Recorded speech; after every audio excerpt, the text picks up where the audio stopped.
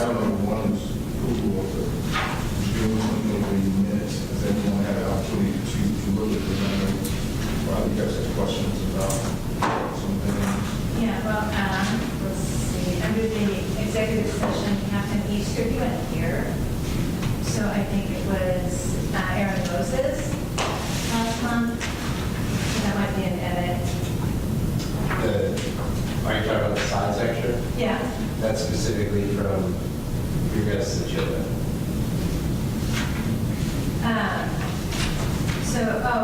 But if he's not here, we don't put who actually did the executive session presentation? We've never included who did the presentation. Sergeant Kimball has done it multiple times. He's never been listed. Should we change that? I mean, it's your guys' call. I just pulled that from who it says off the agenda. I think it should reflect who spoke. And since it's a new format, my guess is probably the old format, it said who did the presentation, and since it's a new format, maybe we can.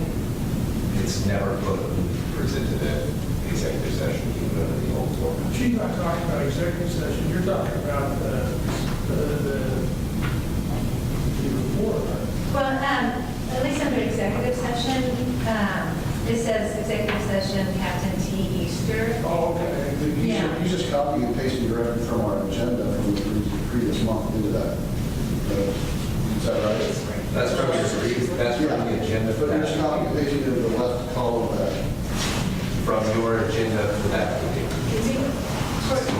Yeah, so for continuity, like the agenda here says that Sergeant Campbell is going to do the executive session, like today's agenda says that. And So- the one that I brought last month. So the minutes will say that Sergeant Kimball did executive session. Okay. Yeah, and then last month it was, Sergeant Campbell, he did last month, The main board I did not. but for the executive session, Mostly did. even the executive session, probably Oh, no, not a case. I'm sorry. Oh, yeah, there we go. Sorry.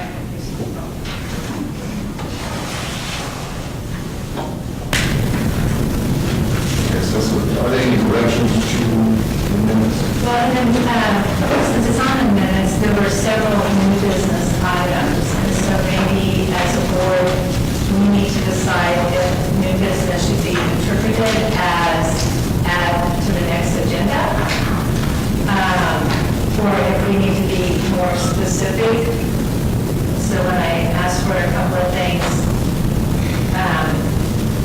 okay, what's best? Mr. Lawyer, man with all the answers. I'll try not to prove it, I just got that, that's, that's fine, I'm doing okay. I have my faces done. I think new business doesn't have to be future agenda items, just be items to discuss.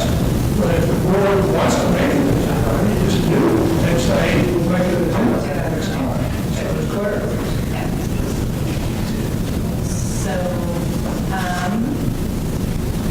do we want to go through these and then determine if they want to be agenda items for next month? I don't know, as a group, we need to do that. I think that, I don't know, I'm not sure how that has worked. As I know, it comes up, things come up, but they all of them are not necessarily agenda. Right. Well, the third one, let's see. I think you need to approve the minutes. Then if you want to take issues from it and make them into agenda items, then that's a different movement from just approving the minutes. I move we approve the minutes. I second it. I will approve. So can we come back to that issue about the things on the agenda? I've noticed over the last 4 or 5 months, we've had a number of recommendations for things to go on the agenda. Before you came on, Sharon. My point is that we have a number of cases that have been pulled and we haven't gotten to the agenda. Because the last time we suggested we had a running list, right? Got ones checked off, take them off the list. Right, and that was supposed to be provided, I actually have that list, that list was sent to me after the last meeting, and that's an item for discussion, to see, make sure that, how do we make sure that we discuss all of this. Right. But I want to make sure that those cases that we identified are discussed, absolutely, I agree wholeheartedly. But some of these items, that again, as we were developing the agenda, we're making sure, okay, going back to the things that we did not cover. And so when we were establishing this agenda for this particular session today, it was what things that we had not covered at that point in time. So that it wasn't that those things were not considered. It was a priority piece that we decided not to decide. Okay, my point is that if we could have a running list of recommendations for agenda items, similar to what we have in cases, they won't get lost, from month to month. Because some of these come up over and over and over again, and we still have them on the list. Right, there are a lot of cases, yes, sir. There are a lot of cases that we had not discussed, and we had not been able to discuss because we had not been able to get to agenda items during our session. So I'm not talking about the cases. I am. I'm talking about separate agenda items. And those are the ones I thought that, I was just speaking. At the end of the session, we have new business, and under the minutes, it listed the variety of things. That's come up several months ago now. And I think we need to have a tally so we don't lose track of these. Can we do that? We'll take that under advisement. So on these cases to review, priorities, because if I'm not mistaken, the ones on here today, were these the ones that we just reviewed last week? Yeah, and there's some others that are older that were actually more concerning to me. An officer forcing way into Walmart after it was closed, and WPD did a settlement on a shooting, and I'd asked for those. So who determines priority?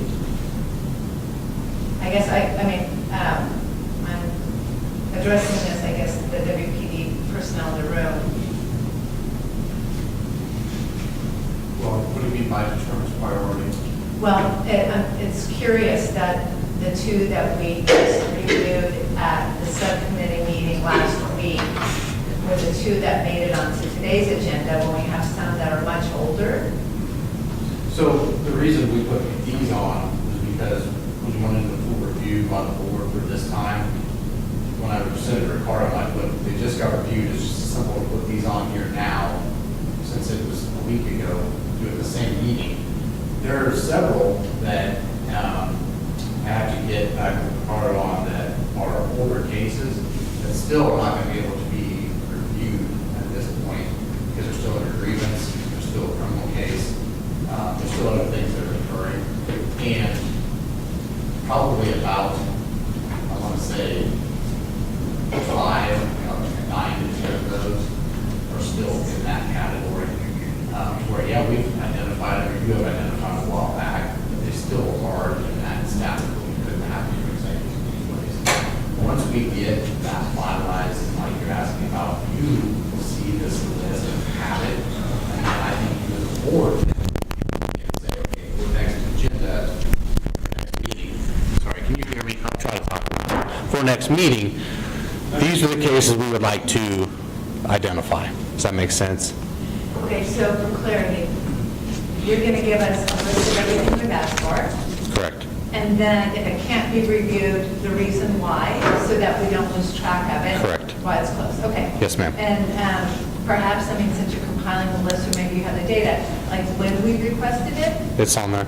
Okay. Yep. Right. So it'll have the date, it'll have the date requested, the PSB number, the summary that was on there, so you can kind of it'll jog your memory as to what that was.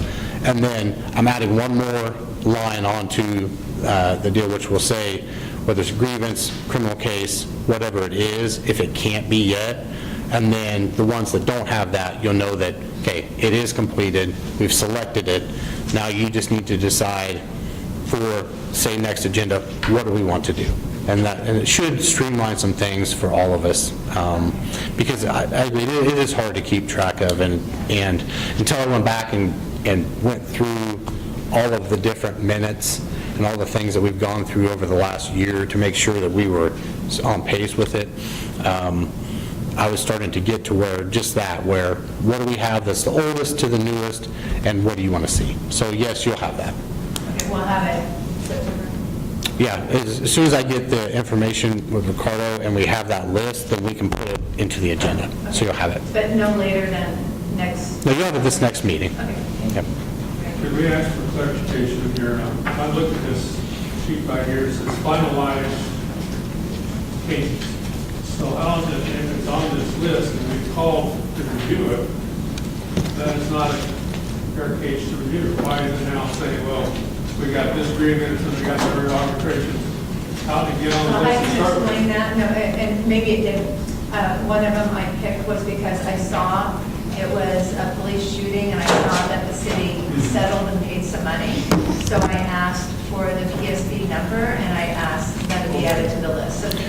So that would explain. The other thing too, Walt, is that so that I don't lose track of things and we don't, any case that is closed by PSB, I give you every month. That doesn't mean that everything is through where it can be reviewed right away, but I don't want to lose track of any cases, so I give you every closed complaint from PSB each month. And then it's up to us later to verify when we can review that case that's been closed out. Okay? So if it's closed by PSB, that doesn't necessarily mean it's closed totally. Correct. In other words, it could be a criminal case, it could be transferred to a... It doesn't mean that it's something that has been through to meet ordinance to be reviewed. Okay. Yeah. So it will be closed, and if it is closed, I get it on the list so you can see them, identify them, and then for us to be able to review it in executive by ordinance, then it can't be under any of those other things that still could exist. And once it's completely finalized, then that's when I can take it, unhighlight it, and then everybody on the board will know, okay, this can now be reviewed.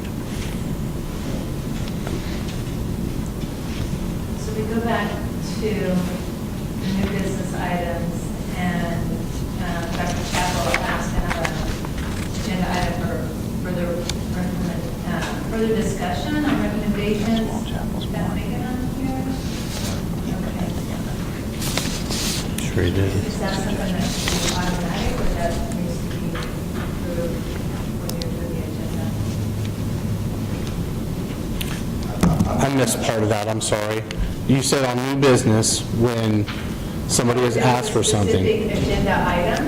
It says, Chapel asked to have an agenda item added, and then it didn't, so that was last month, and it didn't make it to this month. What was the agenda item? Further discussion on the recommendations that he had made, and he provided some recommendations to the CRB. Okay. So, in essence, I think that is, and I don't want to run this. I don't want to speak for anybody here, but I think in essence that is for Ricardo to decide on. Meaning, if somebody requests it, he has to weigh out the different requests that come through, and ultimately tell me this is what we want on this agenda. So then, what I'm hearing then, the process is that you don't create any agenda until he tells you what to put on it? So we have a conversation, I say, here's what, just like here's what executive session items there are. I ask an initial question. What do you see for an agenda this month? And then we start to go back, and he's like, has this been covered, or has this not been covered? So we go back through the notes, and that's how we come up with what the agenda looks like. The same thing I did when Jay was the chair board. This is kind of a back and forth on, I provide what I remember on this, they kind of keep track of what people have asked for, and then ultimately it is your decision as to what gets put on the finalized agenda. So could you default? Oh, I'm sorry, yeah, go ahead. The way I did when I was the chair is, actually, I pretty much control the specific agenda items, and can't reach with his predecessor. We would talk item that the department wanted to do. But the non-executive committee items, what I would do is listen to the board and then decide, you know, the right time to do this, because are the people available and do stuff because of availability and things like that. And knowing that we could probably want to do one or two agenda items outside of the executive session, because we also have a staff report of the other items, we had to take and choose. I view the chair really as having the first responsibility for setting the agenda items. But the board can always vote to set agenda items. We have done that. One item that we have voted to set that has not yet been listed is the department's response to data on racial profile. We specifically voted to have the department do that. And the chief specifically responded and said, we will do that.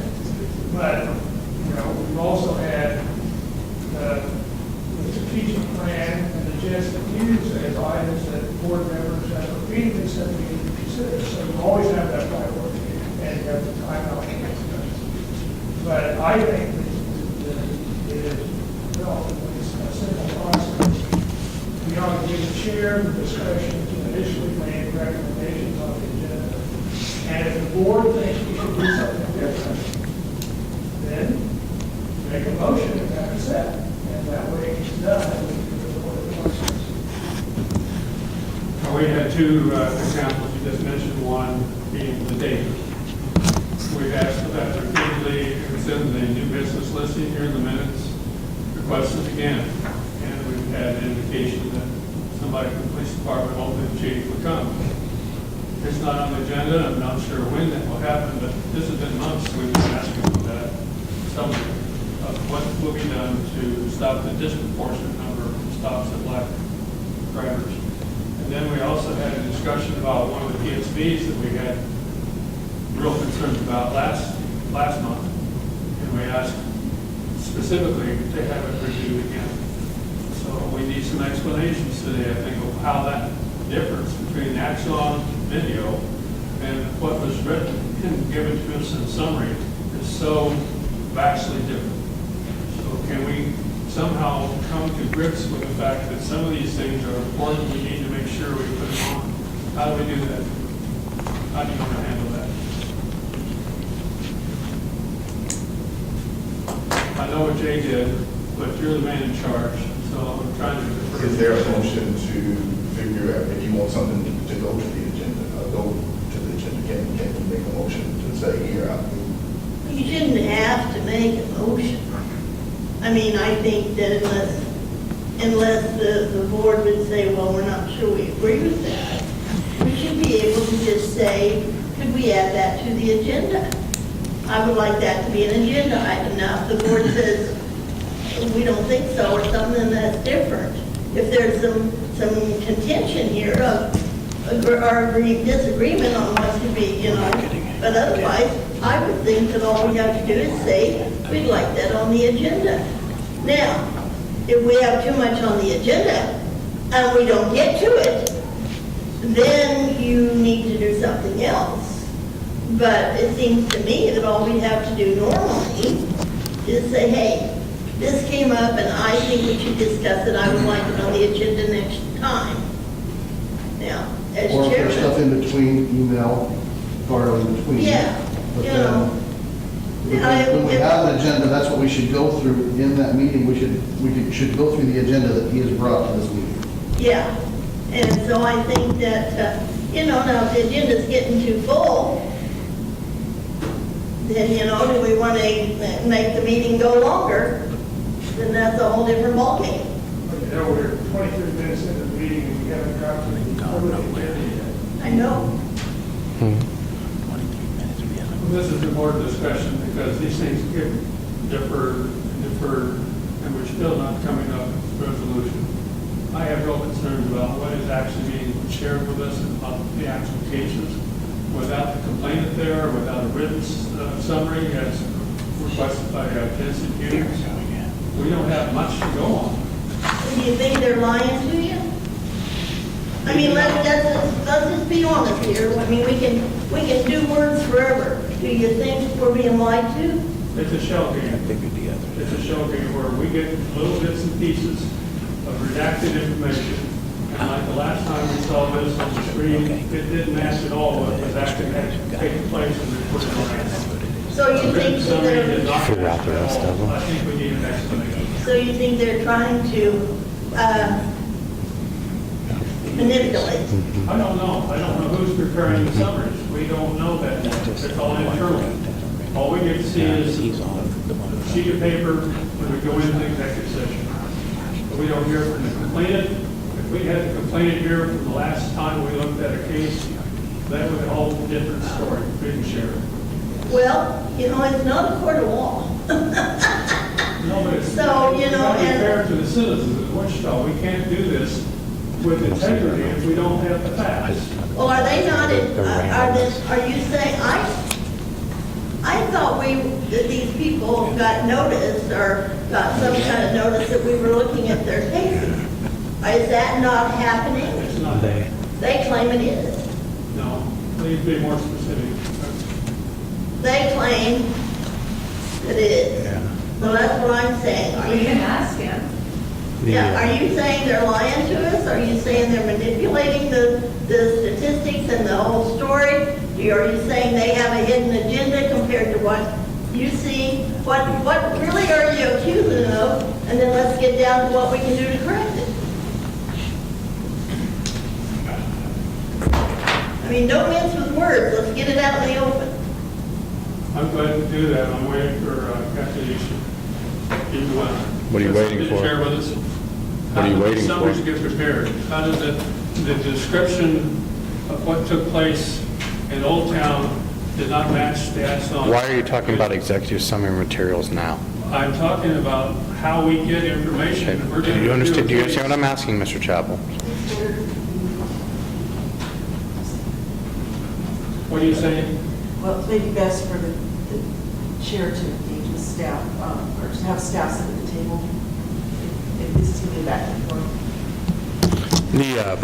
Here's what I'm saying, is, Then you come to. Well, Walt has concerns He just has- about what's on the camera and what's on the tape. What I'm asking you, is what you're bringing the paper about, are you talking about things that were discussed in executive session? Yes or no? I didn't hear you, sir. are you asking questions specifically right now about a case that was being discussed in executive session?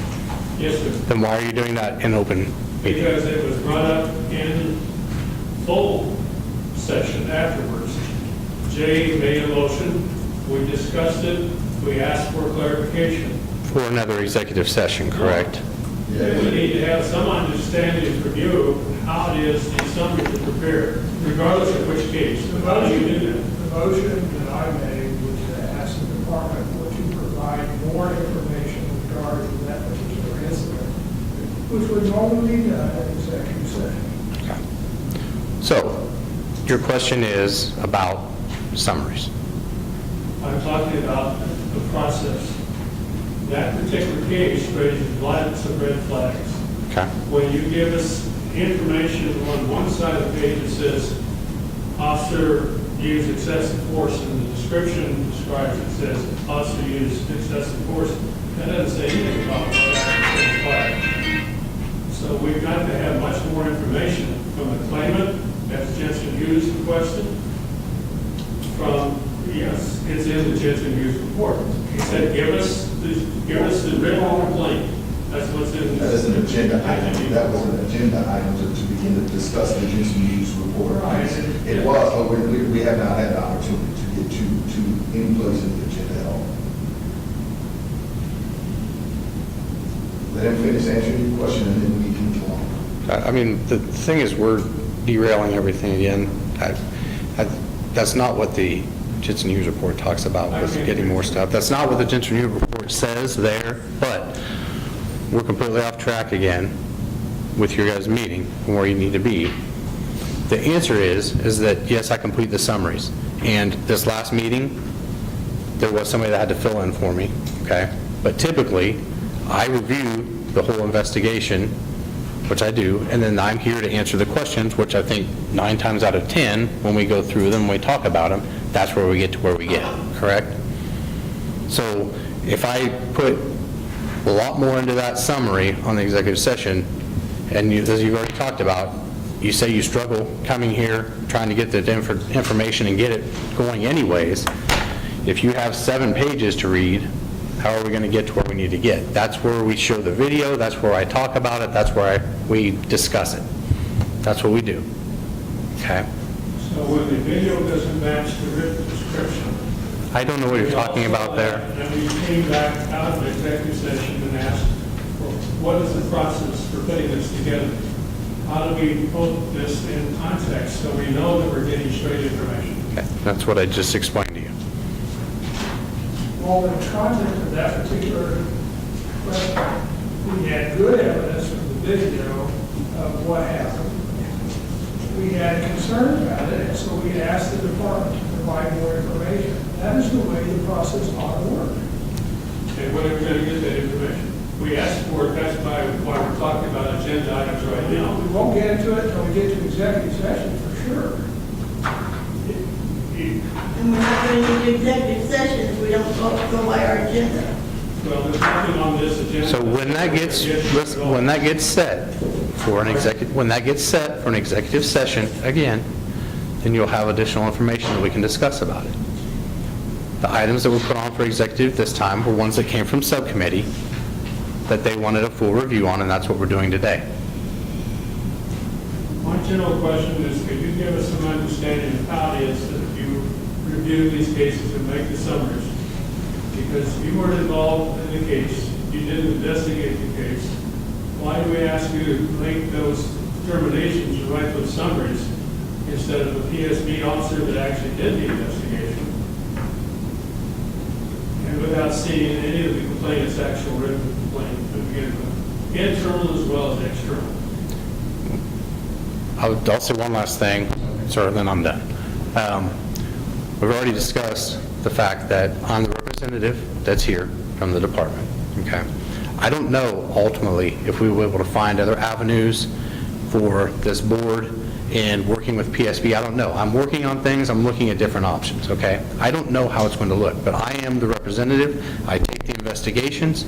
I make the summary. I'm here to answer and review them with you. One time I was not. This last time there were questions. I'll be here when we review it again to address additional concerns, okay? I don't know what more to tell you about it or where to go with this. Well, Travis, I'm not trying to pick on you.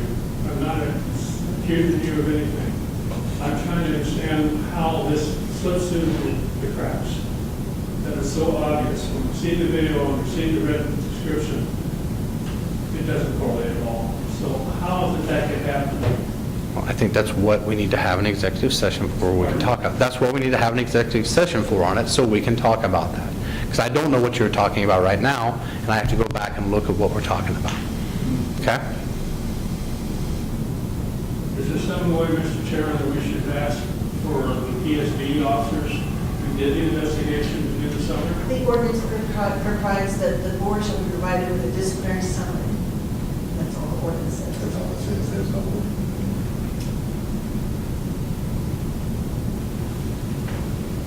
Well, how much of Somebody the needs to be summary? accurate, Jennifer. It can't be just somebody's hearsay. It's got to be factual. Well, he's getting the summary from the case, right? Yes, ma'am. You're reading what the officer wrote, right? Yes, ma'am. I make a Now, do you think motion he's not that, getting it right, or what? I make a motion that this topic perhaps be tabled, and we can work with the chairman to see what future agenda it should go on, or if we, that's my motion.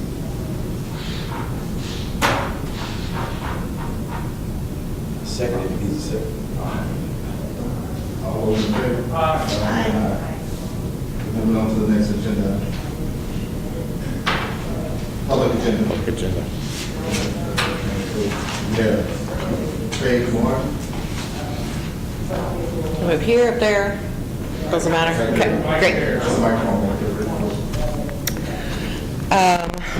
So I'm very thankful someone finally made a motion. I was trying to not sit there and pull faces. I was like, someone please make a motion. So I came to this board 2 years ago, I think, to talk about policy 605. She's here, she can come in. Oh, yeah. And I still believe policy 605 is something that needs to be reviewed by this board. And to give a little background on this, in 2021, there was a series of high-speed pursuits that led to a couple deaths. And if you notice in the news lately, that has not stopped. Just this morning, there was another high-speed pursuit. Thankfully, no one died, but a police officer and a civilian were both injured. So I would like to see that high-speed pursuit policy reviewed again by the Citizen Review Board. I think our policy is lacking. I think it's also out of date. I think there's things in that high-speed pursuit policy that do not line up with what's going on in Wichita today. I think there's even technology that's mentioned in that policy that is not even utilized. I could be wrong, but I think there's technology in there we don't even use. Definitely when we look at the makeup of the city of Wichita and the neighborhoods that we have and the changing streets and how dense we are as a city, I think high-speed pursuits are reckless and dangerous, and the numbers of civilian casualties are up every year. I understand the property needs to be protected, but we have flock technology, which we have not had in the past. And if we need to track down, I mean, that was one of the things that was brought to the DABs and brought to the people when they talked about why we needed flock technology, was so that we could let them be and we can go back and get them later. Well, I still see high-speed pursuits, and I really like to see the Citizen Review Board, not the Police Review Board, the Citizen Review Board, take a look at policy 605 really in depth, add it to your apparently very lengthy agenda at this point, and come back with something that really helps the citizens, because I think high-speed pursuits in a city this dense is just dangerous and irresponsible.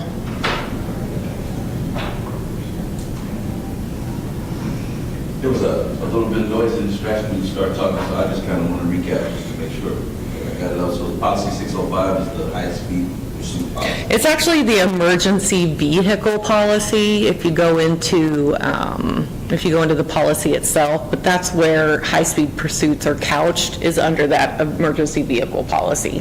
Okay, gotcha. And I can read to you the part that I think pertains to, I don't have very good internet in here.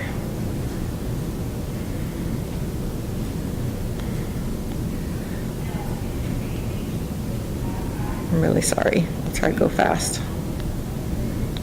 I think the police pursuits causing these civilian injuries, under the pursuit termination guidelines, it says a vehicle pursuit will be terminated immediately when ordered by a supervisor, and honestly, I think they're doing a great job about that. The communication between an officer in a pursuit and a supervisor is almost instantaneous. When I hear WPD, when they give press conferences or reports to the media, that communication is really good. I don't think there's a problem there. When visual contact is lost, or there's like traffic impediment, they talked about that this morning. They broke off pursuit, picked it up somewhere later. But the last one, C, when there is clear and unreasonable danger to the officer or the public, we're talking about neighborhood streets. We're talking about where there's just stop signs. That is a clear and unreasonable danger when we're talking about 30, 35 mile an hour streets, when we're on neighborhood streets, or when we're on crossroads into those neighborhood streets. I'm not sorry. I don't think there should be high-speed pursuits in those areas. I mean, we're on stroads or high-speed roads that are 45 miles an hour or up. When we're on major highways, sure. But I don't think there should be high-speed pursuits in neighborhoods. I think we should do our due diligence, looking out for the citizens of Wichita, and follow those up when they pop up. And if they don't, then they don't. I mean, I don't think we should be putting civilians' lives in danger. Is there data, like if we put this on the agenda, is there data that you think we should request from WPD? Yes. That would enhance this Now, review? my data is 2 years old because, again, I'm not data mining, but last time I checked, 2 years ago, there were 461 chases, and 300 of them only started with traffic stops, simple traffic stops. Now, Kansas state law has changed since then, and Kansas state law said, well, if there's a stolen police car, or a stolen car, not a police car, well, I guess that would be followed to the law as well, but if a car is stolen, they can institute a police chase at that time. Now, obviously, you know, if there's, and the police are going to be much more knowledgeable about these laws than I am, but certain felonies and violent crimes, some of those things, person in danger, some of those kind of things, institute chases as well. But the last data I had was 2 years old, and it was 461 chases and 300 of them with just simple traffic stops. So I think this morning's also started with it wasn't even a traffic stop, it was a welfare check. So I think we just, and then the first data that came out is different than the data that came out later than the day. So I just want to make sure that we are not putting civilians at risk to catch the bad guy. And I think bad guys, they want to catch the bad guy, and I feel that. Nobody wants bad guys in our city, but we don't want to put civilians in danger to catch the bad guy. Is there other data, I mean, we should ask for? This is, I guess. Well, how much property damage has happened because of high-speed chases? How much maiming, injury, and death has happened from that?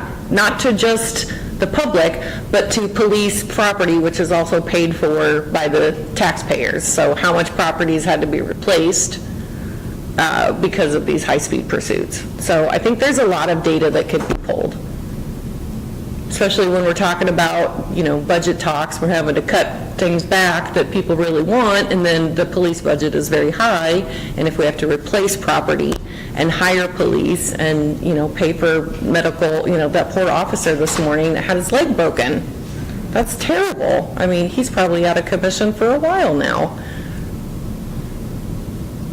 Yeah, I think it'd be worthwhile taking a look at. I don't know what the next couple.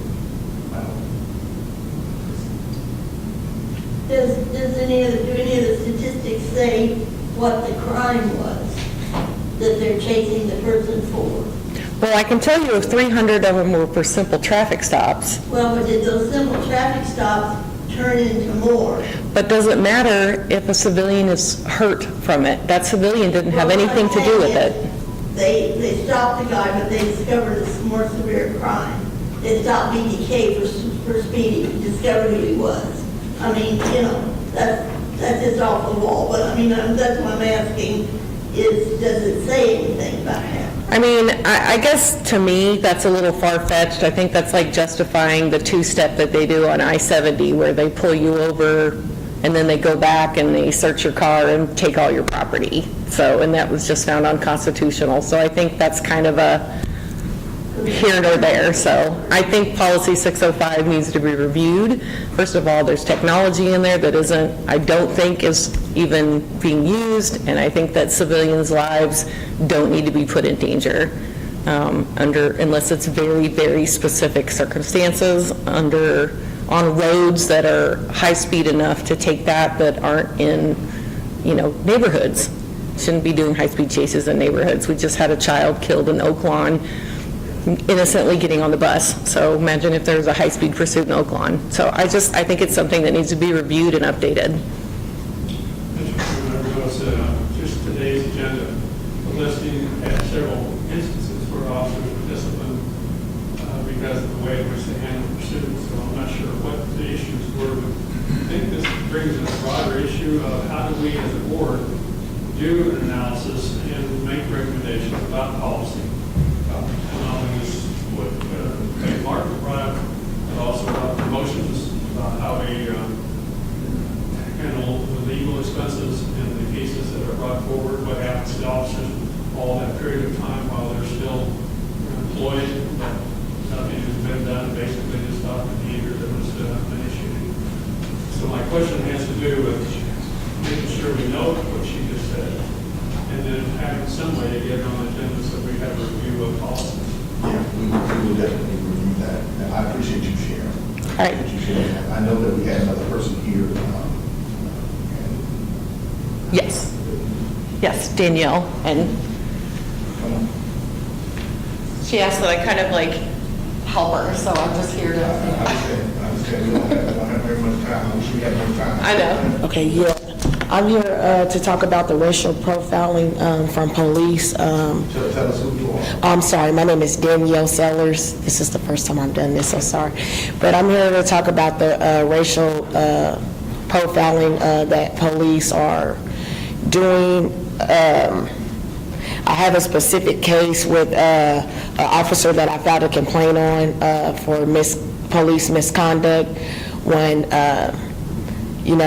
being taken into custody for allegations about making a false police report, how I was manhandled by 3 officers where they kneeled on me after the George Floyd killing.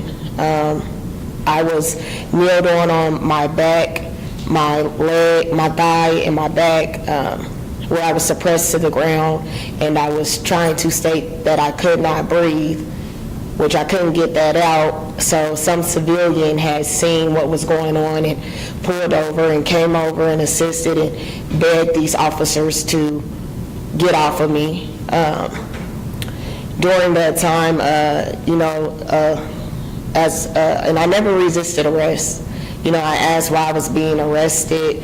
My hands were behind my back when I was kicked and then thrown to the ground. And as I got up and I was in cuffs already, the officer nudged my elbow, causing a hyperextension in my elbow, threw me in the police car and put his forearm in my neck with his knee in between my legs. Basically, what I took as, I'm the man, based off of my sexuality. This happened in 2020. So when I asked for evidence and records of that, I was shut down completely from the 911 dispatchers who claimed that I said something because my child had been abducted. And I called police several times. Did you file a complaint? I did file a complaint. And your complaint number? My complaint number is, sorry, had a lot of stuff. And this is the determination, which is what they. Okay, the complaint number is 20C060111. Say it again. 20C060111.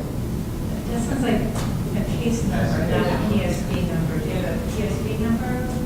This was the complaint affidavit with That the was determination. complaint. Would this be it? A review of your complaint, 20 PSB/5105. Okay. 5151.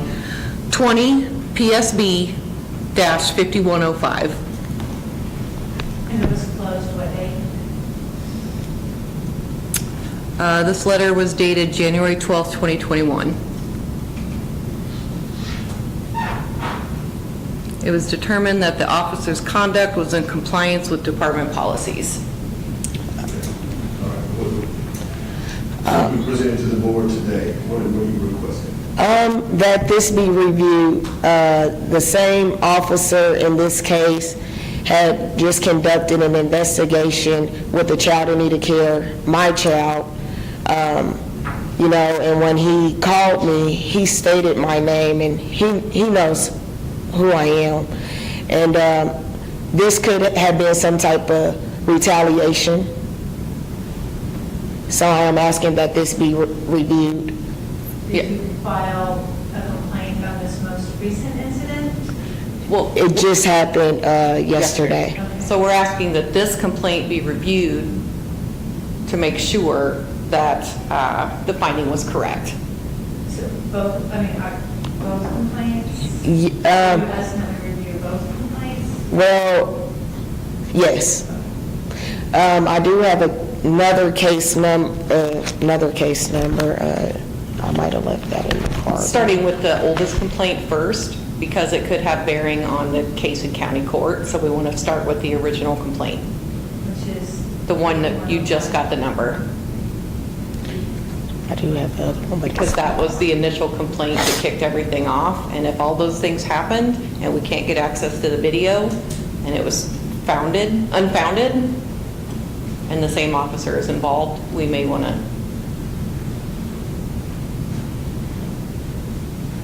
You said 20, first of all, 20 PSB 5105, is that right?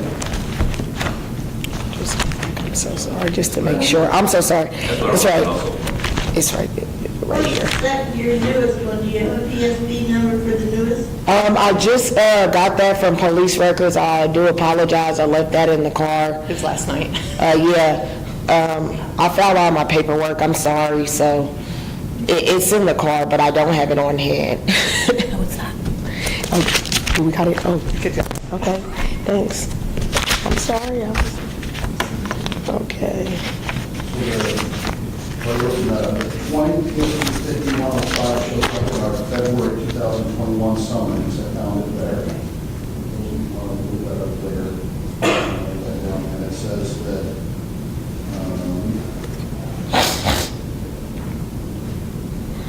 unnecessary force exonerated, is what it says.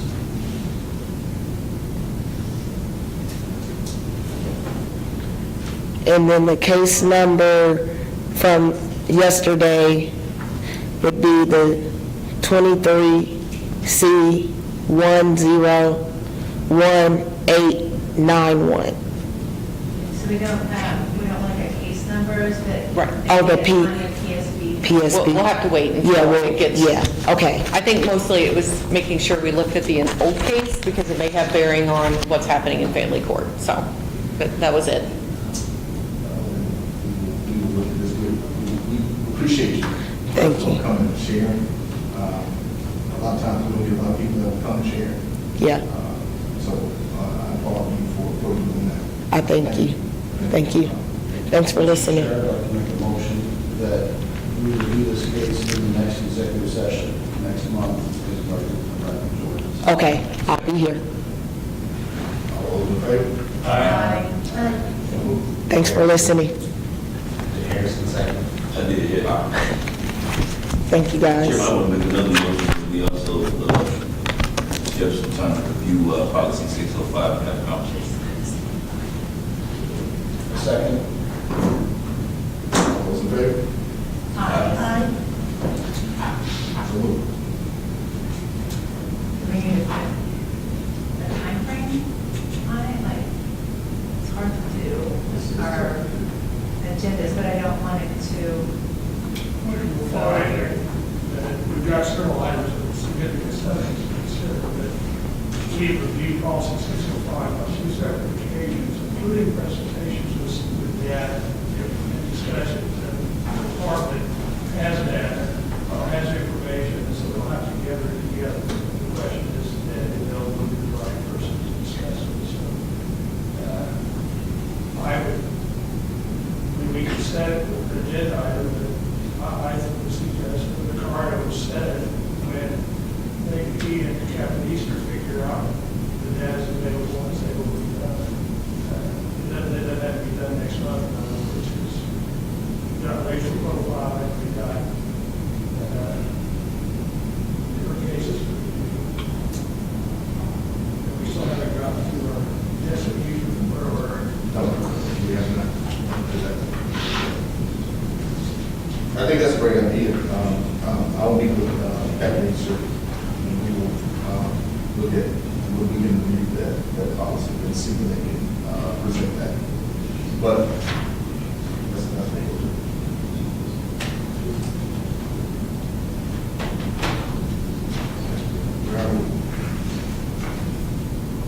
So I just want to clarify here, so that I set it for next month, just, and that Danielle Sellers would be invited to come back. So is that something that you do, somebody, who do we take? Who makes sure that she's invited back? That we know, well, we want to make sure that she's officially invited to return. In the past, what did you use? I have prepared a form letter, which after Easter has. We do not, board does not have address information typically, so we have to rely upon the department to send out, send out notifications. There have been times when I've been provided an email address and I have made the call or phone number and made the contact myself. But we don't have ready access to the address information without going to. At least that's been the past. If we can get that information, is she still here? They got 5 babies at home, Okay, so. I got you. Well, I will get with that, without getting that information from King, or I'll get it. And let's see what we can do. She's definitely planning that next month. We're going to review Yes, that. we can review. Okay. Yeah. The motion was made. Approved.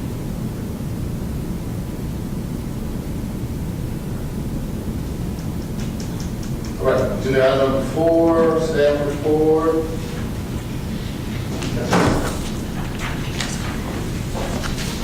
I'd like to make a suggestion in the times of the essence here, well, that's That's the point of phrase. order. That's the point of order. Oh. This is on the list.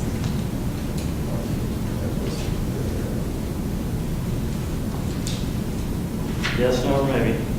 It's the chair's call.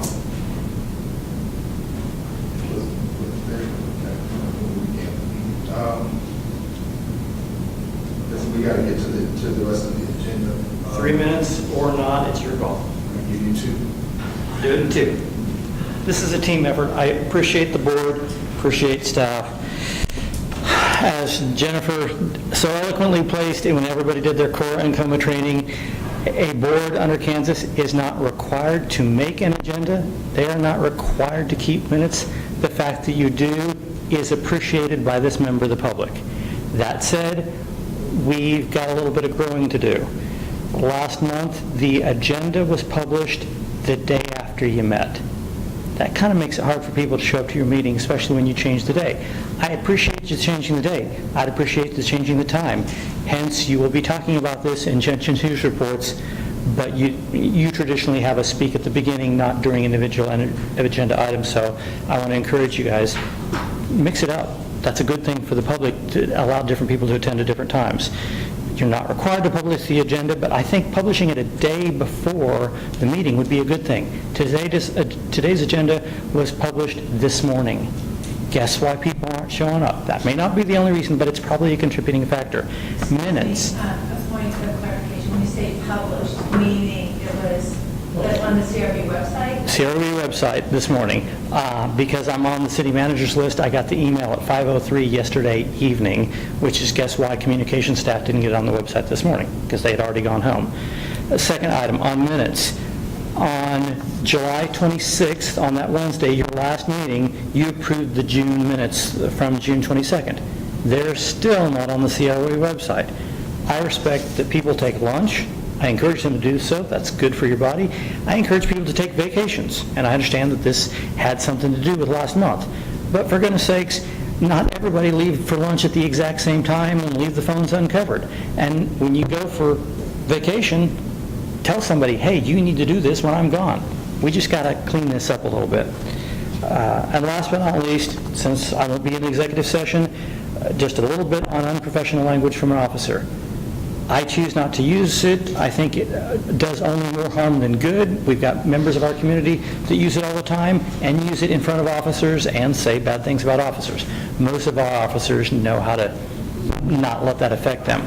I, for no apparent reason, was working with an officer 5-6 years ago, and he proceeded to use what we'll call unprofessional language with me, and I stopped him right there and I said, excuse me, sir, until I curse at you, I want you to respect your badge and your office and not curse at me. And he behaved himself for the rest of the time. I say that because I'm a huge, phenomenal advocate for freedom of speech. I will die for his right to say those words when he's out of uniform.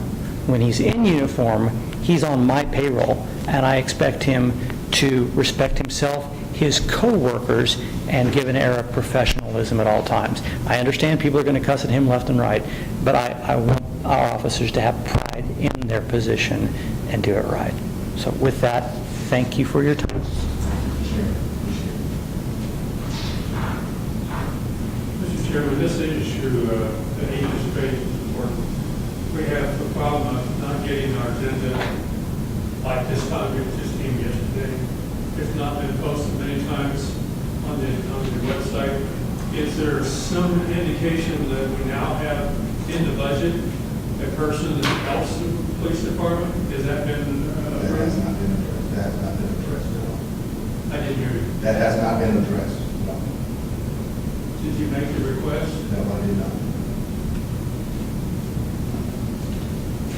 Well, I would imagine the things that go on the website and all that's your IT communications people, right? The board previously adopted a policy or recommendation anyway that the agenda be published no later than the Friday before the meeting. All of the staff gets you days of preparation issues to the policy of the board was to post it, I think, no later than Friday before.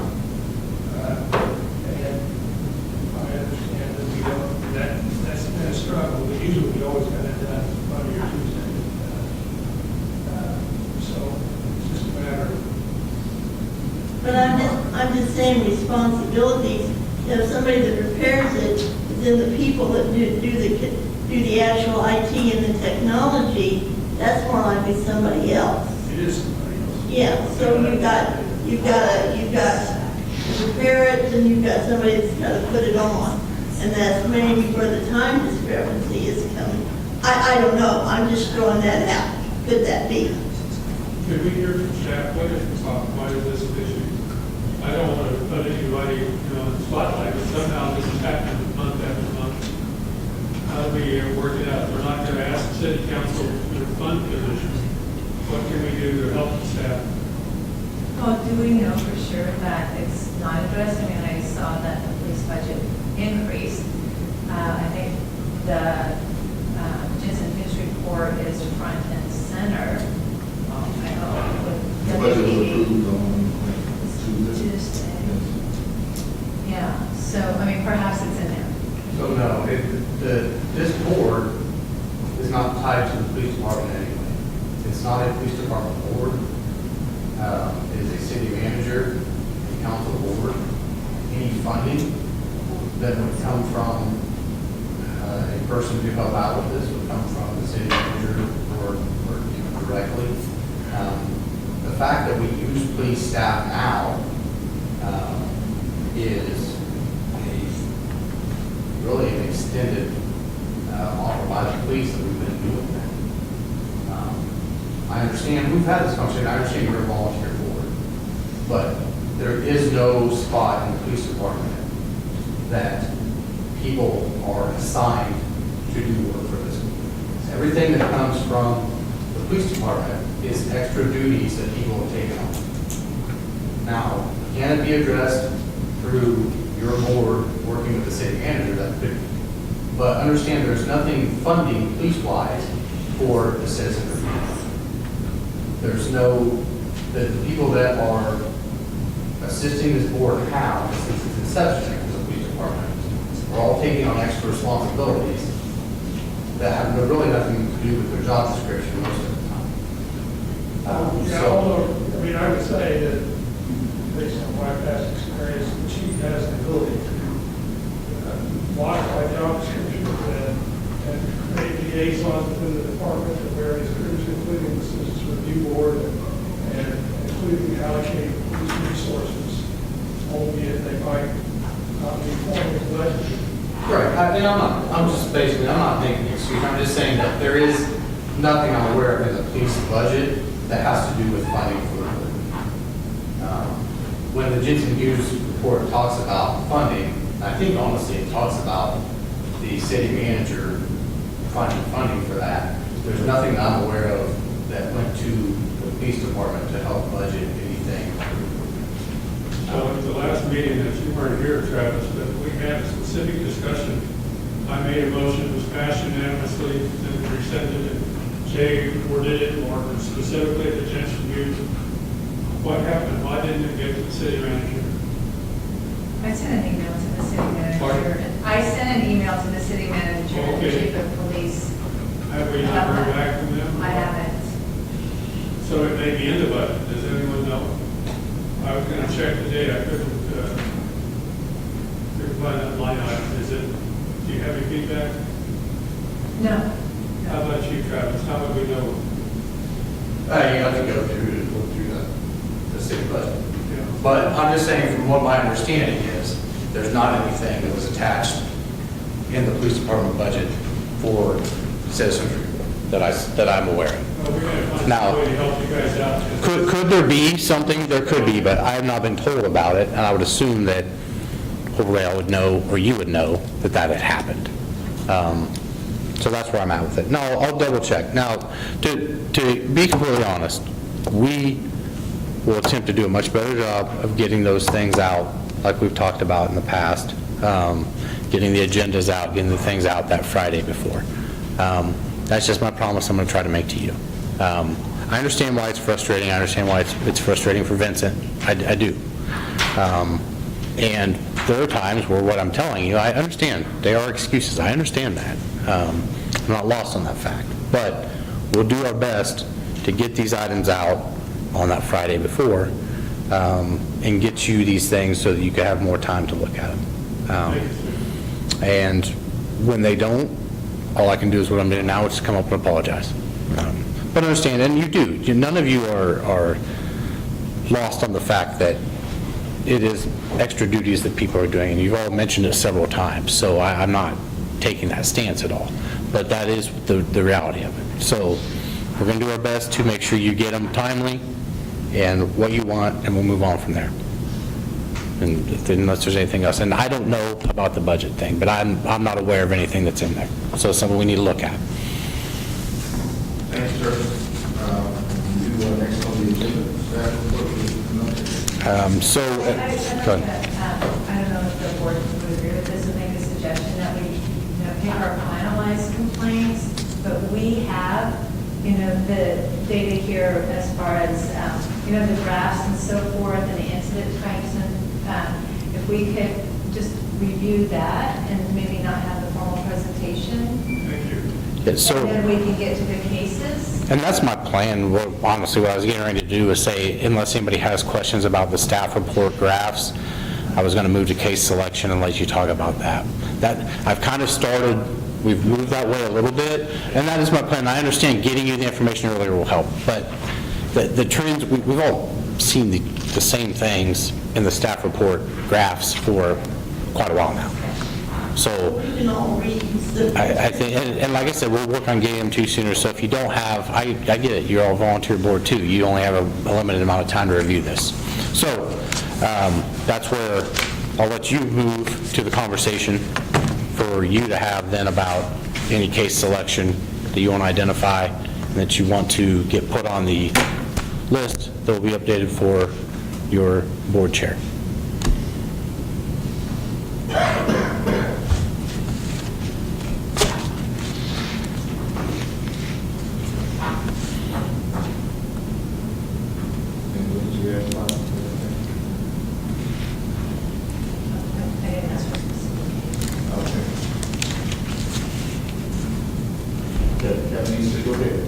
This is your floor.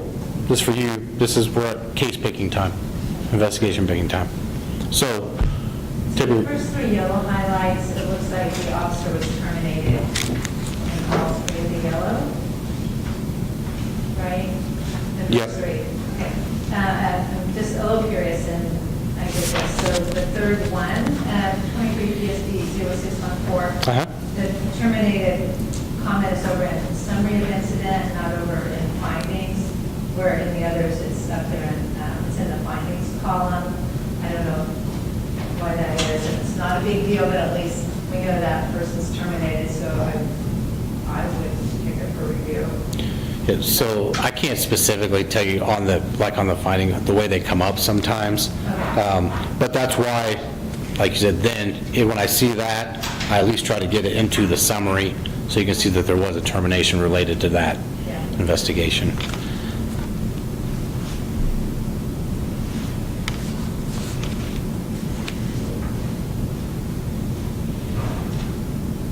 So you want to read that, please? No, I don't think that, if they're terminated, I don't think that's meaningful. All right, so, well, and the other yellow one, 23 PSD 3134.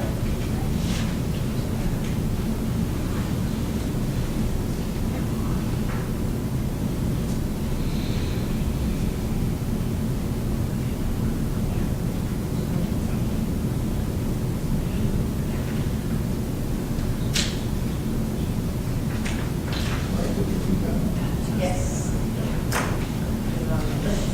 Can I ask you on that one, was that a female officer?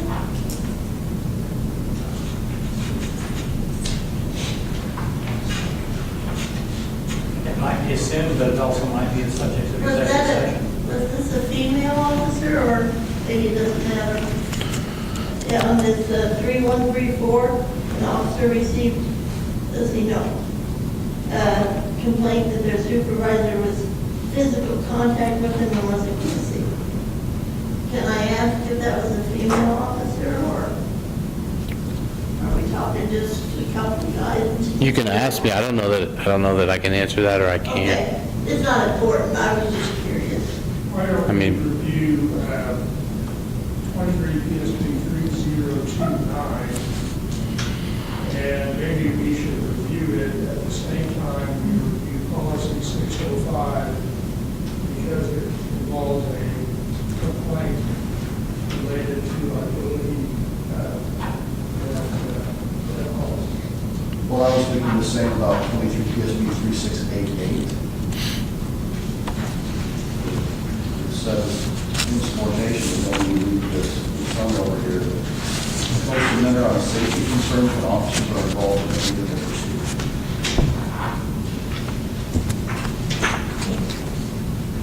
What was the one you said, Kate?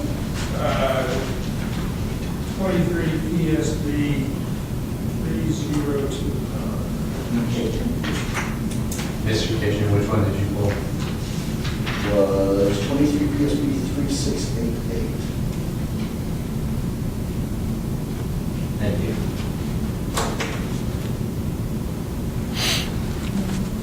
Also, 22 PSB 5588, a weapons use of, weapons and use of force.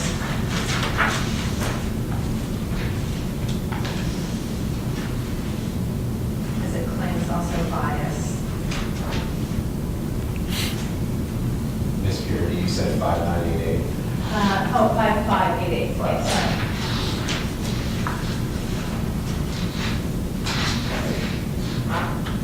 Which ones did we say we wanted to look at that align with the policy? That's the one I mentioned, which is 23 PSB 3029, and all identified as 23 PSB 3688. So if you want 1, 2, 3, 4, we want to look at. But I don't, like, the one that I suggested, I don't know that it needs to go, it could be done in our, what do we call those, the separate meetings that are just for those. I don't know that we would bring that directly to the board. My thought is, if we're going to review the policy, we might want to look at cases that Yeah. to demonstrate the application of the policy. Because we're carrying over the 2678 from last time, and then now we've added the 5105 from 20 PSB from Danielle Sellers. But the more we add to the full board, No, I understand that. That's why we have this up.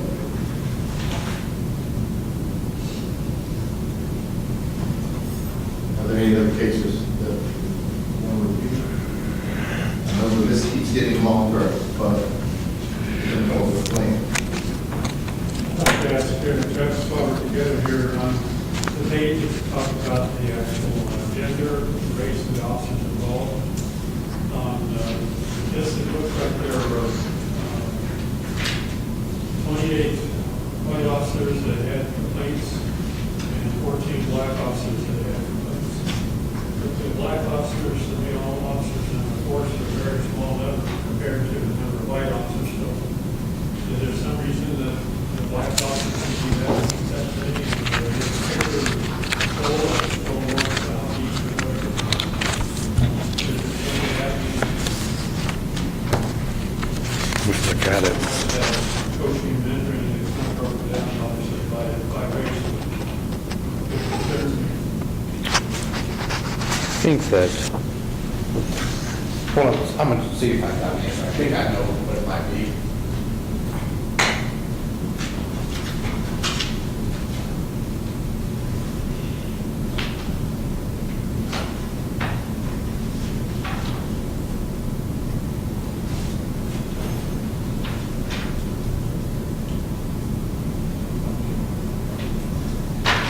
So here's what I can do for you. Well, I'm gonna have to look back through that and give you a better answer, because I don't know specifically on that right now. I thought I remembered, by seeing some of the stuff. Officers by race, Right. compared to 465 white officers by race, male officers. So when I see this important number, I get it. What I don't remember exactly is, I'm thinking that there was an officer that had several investigations at one time that were closed, like, that happened at one time, but I need to verify that, so I'll get you something on it. thanks, sir. Yes, sir.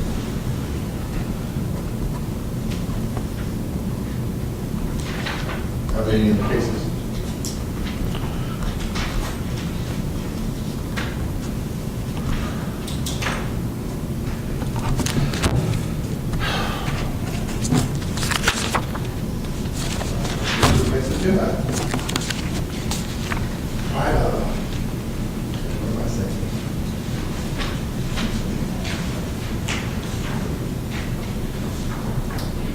Subcommittee decided to, Okay, so we have strategic plan and just things. Or it's our subcommittee report? Is that it? Oh, okay, yeah. So, the two cases that we reviewed last week, we recommended that they are seen by the full board, and actually they made it on tonight's agenda. So, there's that. And then, I don't know if the board is okay with, if the subcommittee would try to review more cases. I know historically we tried to maybe get some that didn't have maybe as strong of a complaint, but if we want to track through more of these, maybe we could screen a few more if our subcommittee would be willing to review more cases, because now we're doing about 2 or 3. The only thing I would say to that probably is that you would become more adept at picking on the cases, so you guys have got better at understanding this. Most of the cases we have right now are much more involved than some of the ones we had when we first started something. So if we want to review more, I'm going to have to do it early and on the front end to try to compare these, because there's a lot more that, I don't know that certain people have actually been covering that. There's a lot more he's going to have to be caught up on for your questions. Because you saw these, they're getting more involved than what some of the ones were. So just keep that in mind, that's all. Well, as a strategy then, just to, I don't know, take the kind of guesswork out of it, do we just start with the oldest 2, if they're more involved, and then oldest 2 or 3? That way we can work our way down. Perhaps Some of your older ones are also involved shootings and some Yeah. things like that. And they're not just going to be you look at it, oh, that makes sense. Right. So just They're keep that in probably gonna have to mind. come- However you want to have that discussion, I'm just throwing that out for you to think about. Yeah, well, and we usually finish pretty quickly. It's almost, sometimes it feels like it's not even, worth the time to drive over here, because we're done so quickly, so, I don't know, I mean. But the staffing issue is what it is. Yeah, but if we give enough Paramount is- notice, if we give enough notice, that we just have a plan, we just pick the oldest 2 or 3. What, the last meeting was at 10?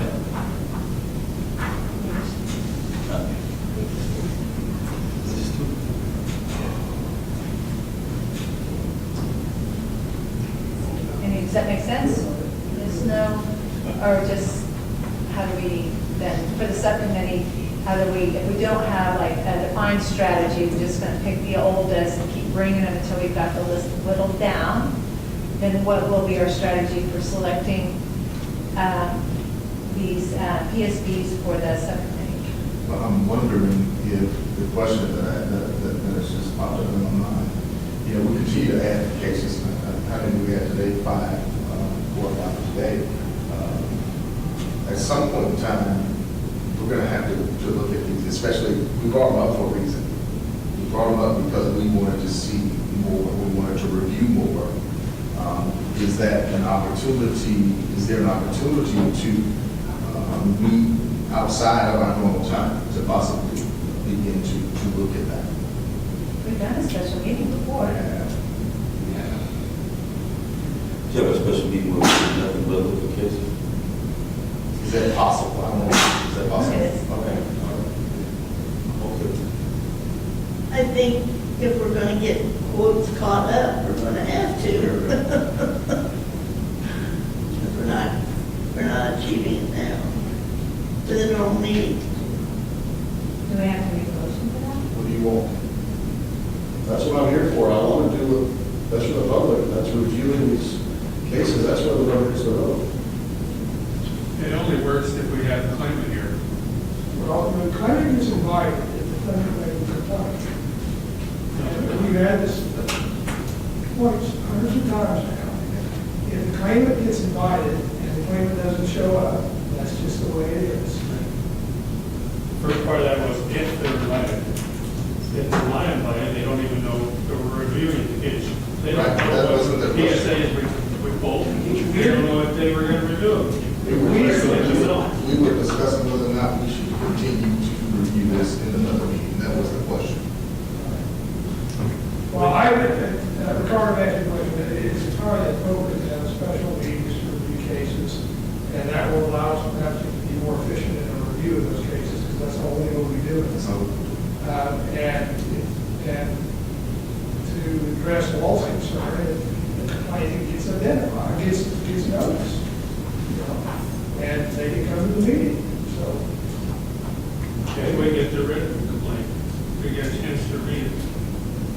No, that's not what the ordinance provides. We get a summary. The ordinance does not provide for that. That'd be something we would consider doing once a month, or how frequently would that be? Or just once a month until we get caught up, or I'm asking, I don't know.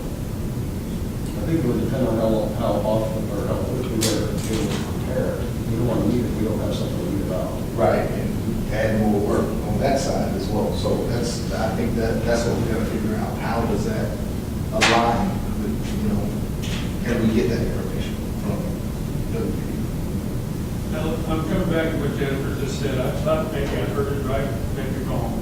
But she said, I thought that you can't have the completed written summary. Is that what you just said? The ordinance provides for a summary, a disciplinary summary of the case.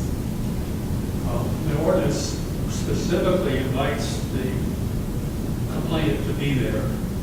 That is also true. And Jensen Hughes' report specifically says, please provide a written copy of their complaint.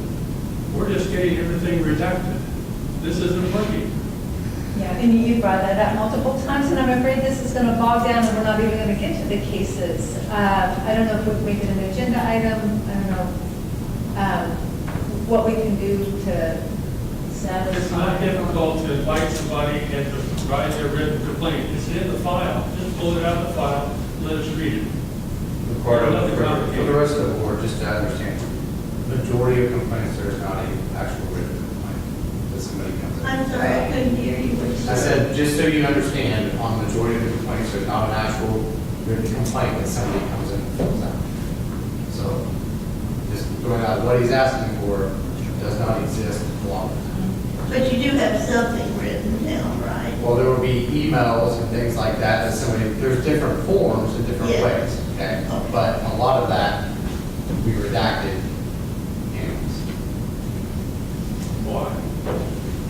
Because they're gonna, sorry, I'm not gonna get sidetracked. Are we taking date for a special meeting to review cases, Ricardo, why don't you get the cases? Okay. We'll pick the date. We just look at our calendar. Do we want to replace the subcommittee with the regular committee, with the CRB? That day's on some of our calendars, so it's the third Thursday. Well, then we're getting more cases reviewed, Yeah, kind of. Well, I can't do the third Thursday, so. Well, I can if we're done by 6:30. We have to be done. If we're meeting at 4, what are we looking at? Before I say that, I should ask more information. It's time. Are we looking at the same time, or are we looking at the evening? If we're looking at evening, I cannot do the third Thursday. But my other thing on that then is, depending on the amount of cases that you want to do in that special meeting, then I need to know, I need at least a month's advance if we're going to do more than 3. Like, if you're talking like a full meeting of 6, 7 cases, something like that, right? I just need at least a month to get everything prepared, to have all those ready, and have read them all, be ready to go through. Well, I think that's a lot of cases. It is, well, but that's where we're at. That's where we're going. Is if people want to get caught up and you want to still continue to pick cases, but I can't prepare ultimately for 3 different meetings every month. Makes sense. That makes sense. And Well, and can we do that review in lieu of the subcommittee meeting next month?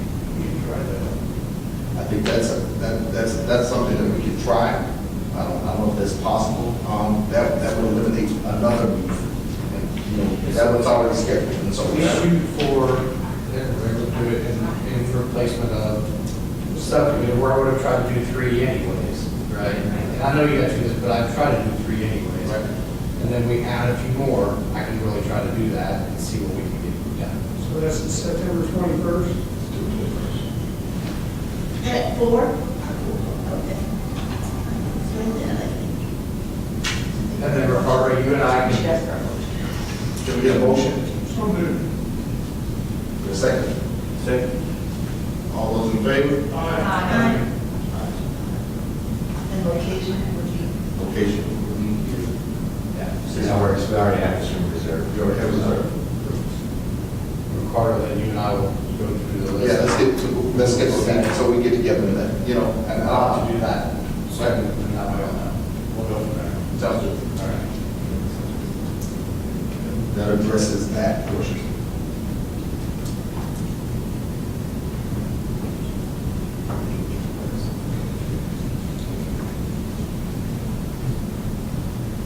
Mr. Kitchen. Sorry, I didn't use my calendar, so. Okay. I like that. Yes, so with the strategic plan, something, with your permission, I'd like to invite Faith Martin to come be part of our conversation.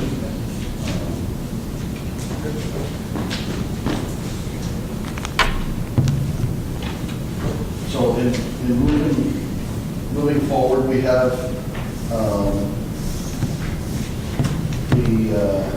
some suggested objectives that Walt is going to do. Were those made public? Oh, maybe I, yep, I got them. Sitting over there. And then on the back of our agenda, we have the motion regarding the written strategic plan. And we had some conversation last month on what is our next step. And so that's what I think we need to pick up is what should be our next step? Where should we go next now that we have kind of an idea of how we want to facilitate and encourage more public participation. We also have neither one of these motions have been passed regarding our strategic plan or the objectives that Walt has made there. What should be our next step? Now, we've started gathering ideas of what we want to do and how we want to do it. A recommendation maybe, I guess, that, you can't make a motion, but I have never, the only participation I've ever had with the written strategic plan is as a participant, as a member of the public for the Wichita Public Schools. And so I wasn't from the back end. Sure. And that's where I am now. I don't know what our next step should be. So I've helped a couple, 3 nonprofits now through their strategic planning process, and the part that you're in right now is a good place to be because you're lucky you don't have to do an environmental scan. Thankfully, the city paid Jensen Hughes a lot of money to kind of do that work for you. So you have a big piece of the work done. Really, you have to figure out as a board what you want your core values of this board to be. And I can't tell you that, but the great thing is you have a big chunk of recommendations from Jensen Hughes about specific actions to take. So you can kind of take those recommendations a little bit, but getting out into the community is going to have to be a lot more than necessarily, what, maybe going out to the DABs or kind of like how the chief of police was selected, which is a great way to do that. It's going to have to be really getting down into the communities that these complaints are coming from. Which if you're looking at, is it racial profiling? Is it, when you look back at your core values and you look back at the environmental scan that the Jensen Hughes report did, look at what your core values in the previous ordinance, because you may need to rewrite your ordinance. When Jennifer said, well, it can only be this, or some of the other comments that have come up tonight, what really are your core values that you're trying to accomplish? What feedback do you want from the community based on what the environmental scan recommendations that Jensen Hughes gave you? Those are the communities that you need to go talk to. So racial profiling board can get you some of those, but also maybe it is going to a DAB. But honestly, we have 5 people come to our DAB meeting, and it's probably because there's a zoning issue, and that's it. We represent our neighborhoods. The neighborhoods, we don't take always any information back to the neighborhoods that aren't represented. The DABs don't represent all of District 2 sometimes. We represent some neighborhoods. So that might be one piece, but that's not the whole city. There's going to be a lot of community engagement that has to be done if you really want to hear from the whole community. So when you're looking at how do you want to pull in feedback, on some nonprofits, we had to hear a lot from the people at the top, but way more from the people at the bottom. So you're talking about a lot of community engagement. How much budget do you have? I don't know. How much can you use the city's resources? I don't know. But there's going to have to be a lot of communication that goes out to pull in that feedback. So strategic planning is a process, is a lot of communication gathering up front.